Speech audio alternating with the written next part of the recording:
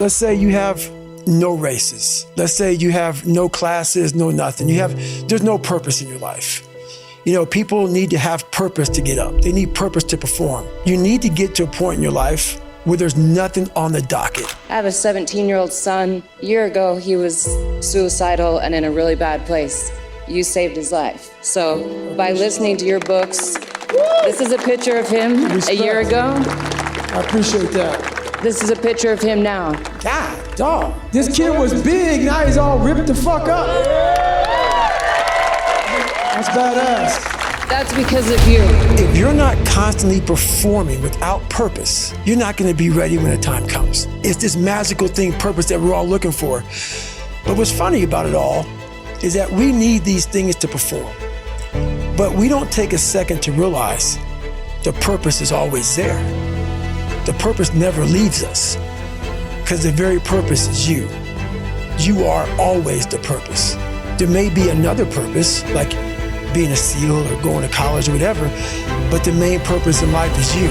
If you wake up in the morning and you don't want to do something, you don't care enough about yourself, because you have to want it. You have to want to be better. And it starts off with, you have to have pride in yourself. You have to have pride in yourself. You're gonna do it, you're gonna do it, you're gonna do it. You did it, yeah! Who's the king of fucking bullets? You know why people connect with my book so well? For some reason, God put me in almost every fucked up situation on the planet Earth.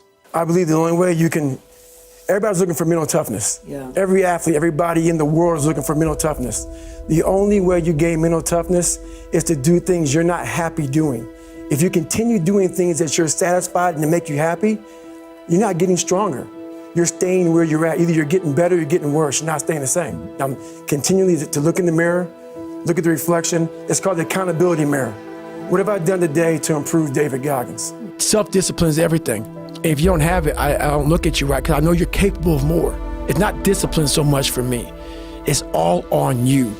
It's all on you. The self part is what's big, where you're gonna fail and you're gonna be in your head, you're gonna be saying, I'm not good enough.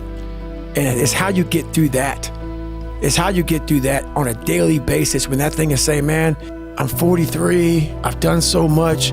You start to become civilized. The refrigerator gets full. You start making money, and you start, I'm not getting cold anymore, I'm retired. You start to believe this shit, and it becomes in your fucking mind. Like, there's people who are retiring, you know, at 40-something years old or 30-something years old. At 43, I'm still putting in 100-mile weeks, still doing thousands of pull-ups, thousands of push-ups, because I'm not allowing myself to become civilized. The worst thing that can happen to a man is become civilized. You lose that fucking fight. You lose that, why the fuck am I doing this shit? I'm good. You ain't good, man. You ain't never fucking arrived. And that's just my mentality. You may have more, but you never fucking arrived. You want to be uncommon amongst uncommon people. If you're in a fight, you have to attack. The enemy has to know he is not going to give up. You must break the soul of whatever the fuck is in front of you. When I was in the military, we go on these instructor-led runs. Most of the time, we knew the start and end point. So on the way back, I start seeing people getting happy and shit because the end was near.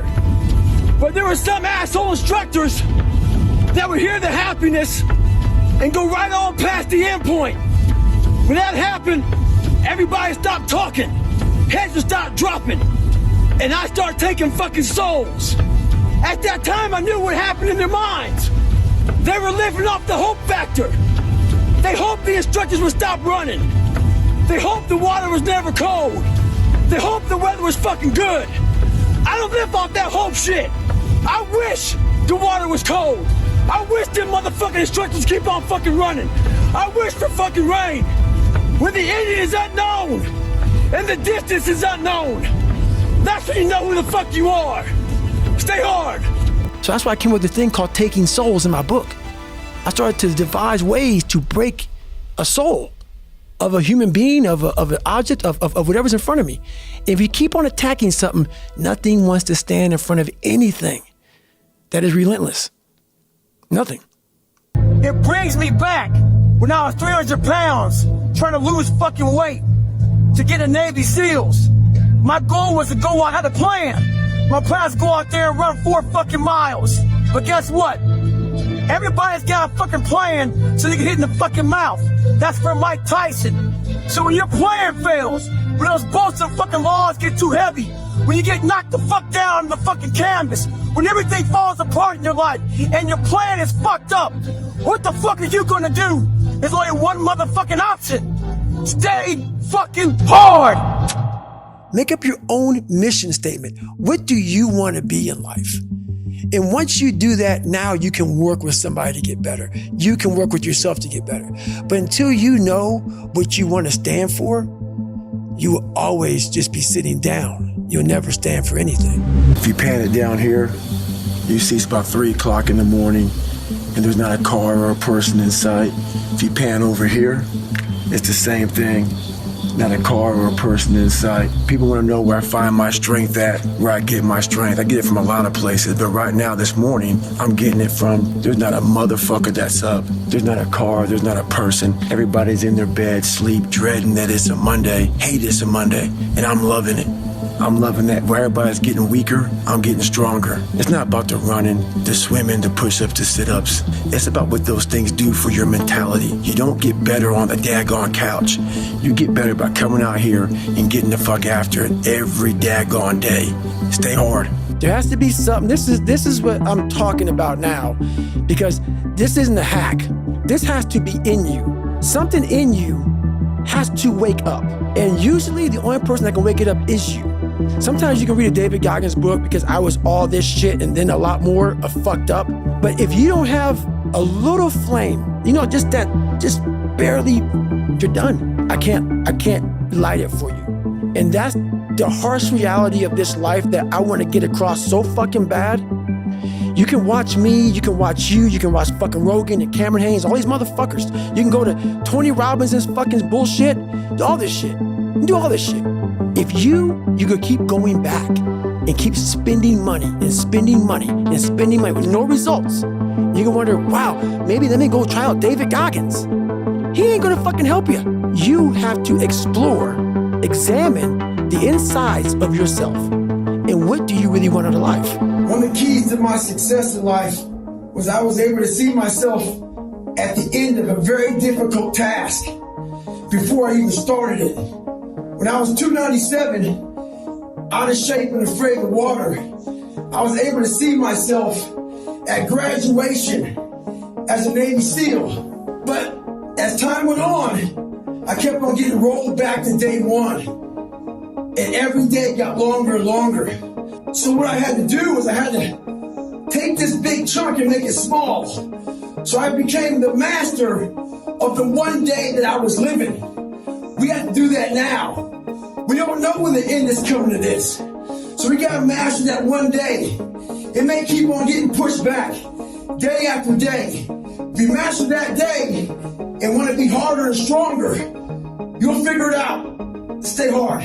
You have to envision something that is more powerful than you. Something has to get you out of bed, and you have to create it. It has to be false, because you're not it.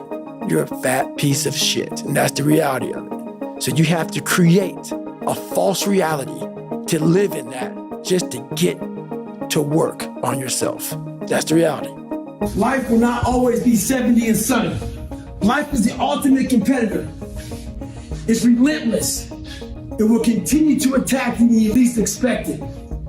We must learn to adapt and overcome to any and all obstacles that are in front of us. We have to evolve. And the way I evolved was I changed my diet. Had to start doing a lot more cross training. When the obstacle gets in front of you, don't let it stop you. Don't let it deter you.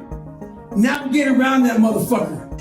I want you to learn that the only way you grow is how to look at yourself and say, okay, like I did, table longer than this. What the fuck I have to do to get somewhere? I'm this, I'm this, I'm this, I'm this, I'm this. Well, basically, I'm not this, I'm not this, I'm not this, I can't do this, I can't do this. I'm all these insecurities. Your life finally started. When you sit in the ugly mirror and say, I'm this, I'm this, I'm this, I'm this, you finally started your life. But most of all, your biggest fears, the biggest things that put you in the fucked up place you are today are in there. That's why we all like to keep them shut, even like to lock them up, act like they never happened. That's why you never grow. You never improve.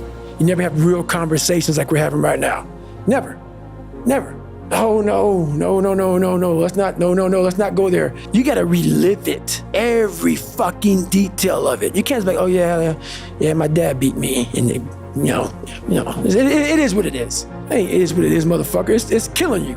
It's taking over your whole fucking life. But that's the conversation. Yeah, my dad beat me. I'm fine now though. I'm good. Okay, all right. No, you ain't. You ain't fine. Human beings wanna show you the best side. And they wanna hide the worst side. For me, I'm gonna teach you how to be vulnerable, because that's the only way you fix yourself. So there's different leadership styles. One right now is in this weekend society, it's the instant gratification. Give a pat on the back the second they do anything. Show them that they're doing a good job. Guess what? There's a lot of things in life that don't deserve a pat on the back. A pat on the back comes when you overachieve things that you're supposed to do. In life, there's a lot of things we're supposed to do. We're supposed to be our fucking best. We're supposed to get up early. We're supposed to work out. We're supposed to be uncomfortable. We're supposed to do all these fucking things that people are now looking for a fucking pat on the back. How about this leadership style? Instead of people buying into the fucking pat on the back, buying into this shit right here, buying into the fact that, guess what? Instead of looking for a pat on the back, let me look at being a better team person. Let me look at better self. Let me look at being a better family, all this other shit.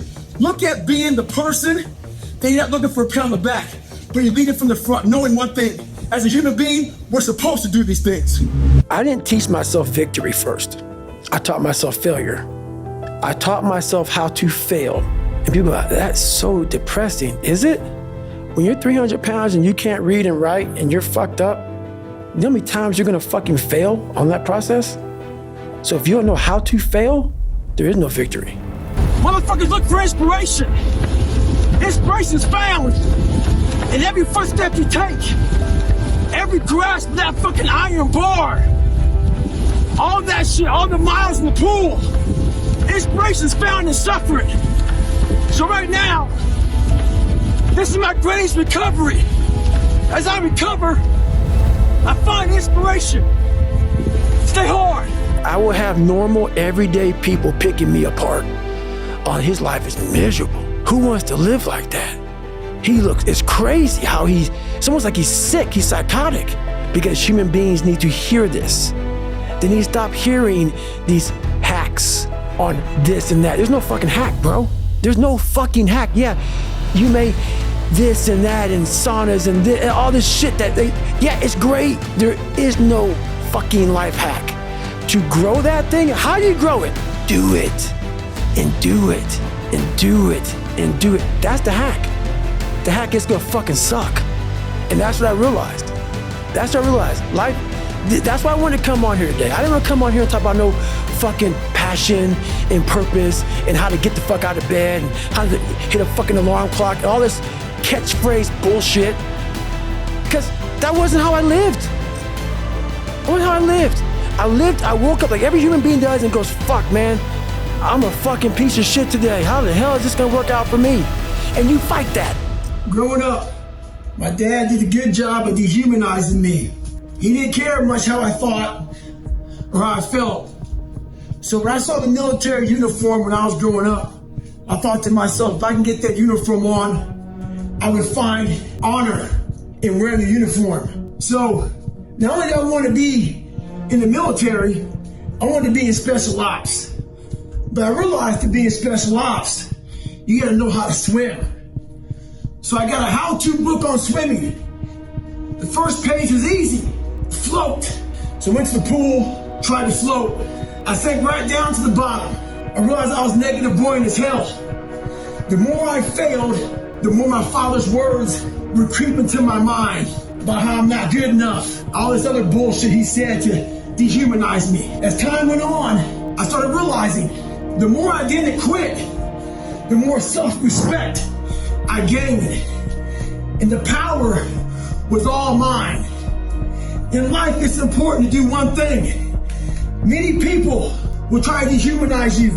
It's up to you to find self-respect and dignity in yourself. You don't need a uniform to have honor. You need to have pride in yourself. Win. When this voice over here, the real you, It's saying, get the fuck out of here. Go. You're nobody. You've always been nobody. And it's true. People don't hear that. That's a true voice.